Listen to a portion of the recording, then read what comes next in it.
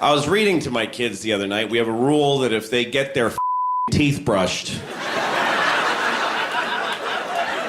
and their goddamn pajamas on by 7:30, I'll read a book. Those are the rules. I'm always glad when they get ready, because I like to read to them. I do. I love reading to my girls. So we read a book the other night. We were reading Tom Sawyer. I'm reading them Tom Sawyer because Mark Twain, great author, and they're 5 and 9 years old. They're young for it, but they catch up to it, and they're fascinated by all the language. He uses big words and beautiful writer. And I picked Tom Sawyer, not Huckleberry Finn, because Tom Sawyer is a nice kid. Goes to school, he goes to church, lives with his aunt. Now, Huckleberry Finn is a dirty little homeless little white trash creep. And the main problem is that he won't stop saying nigger.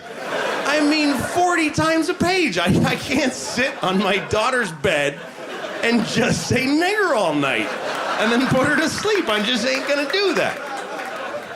Anyway, I'm reading him Tom Sawyer, and it's a real nice book, but then all of a sudden he runs into Huckleberry Finn on the street. And then Tom saw his friend Huck Finn. I'm like, oh, God, okay. All right, let's take it easy here, fellas. Let's just have a nice, quiet conversation here. Let's see how this goes. Huckleberry Finn was carrying a dead cat. It's not a good sign. He's walking around with a dead cat. Tom Sawyer says, what you doing with a dead cat, Huck?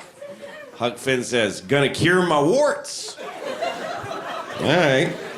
My kids are fascinated. Who told you could cure warts with a dead cat? Well, Tom Wilson did it. He learned it from Jack Johnson, who learned it from some nigger down the street. Oh, all right, girls, listen.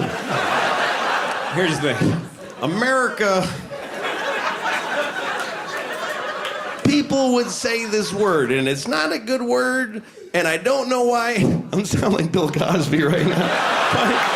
But people used to say this word, and this is not a nice word to say.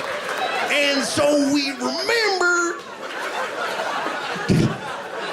I told the girls, you know, these boys are racists. These boys are racists, and they're not nice boys.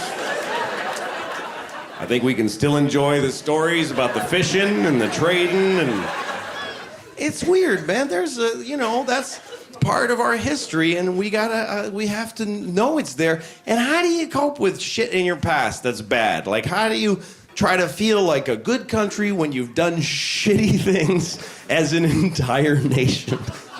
How do you take your past and still feel good? You know, like when I was 8 years old, I showed my penis to a girl with Down syndrome that lived down the street.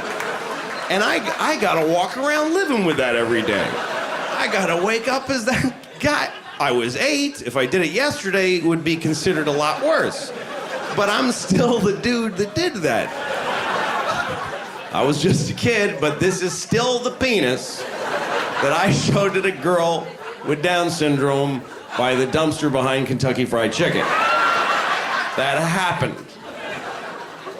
Those were my values at 8 years old. And I know that's an awkward thing to equate to slavery in America, but it's kind of the same thing. Because that shit happened here.